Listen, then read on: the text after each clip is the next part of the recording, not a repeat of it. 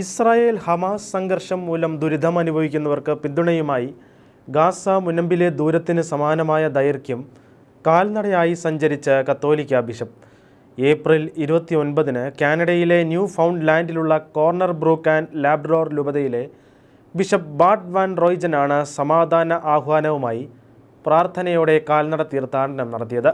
York ഹാർബറിൽ നിന്ന് corner ബ്രൂക്കിലേക്ക് 42 kilometre അഥവാ 26 മൈലിലധികം ദൂരം നടന്ന ഹോളി റിഡീമർ കത്തീഡ്രലിലെ പ്രാർത്ഥനാ ശുശ്രൂഷയോടെയാണ് ബിഷപ്പ് യാത്ര അവസാനിപ്പിച്ചത്.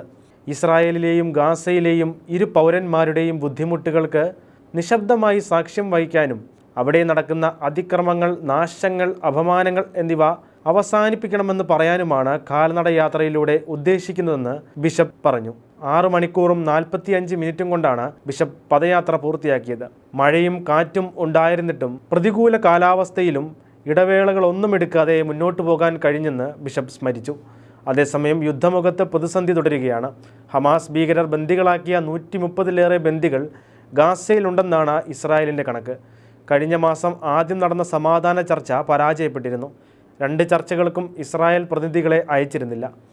ഗാസ യുദ്ധത്തിൽ ഇതുവരെ കൊല്ലപ്പെട്ട പലസ്തീൻകാരുടെ എണ്ണം 34,683 78,018 പേർക്ക് പരിക്കേറ്റു.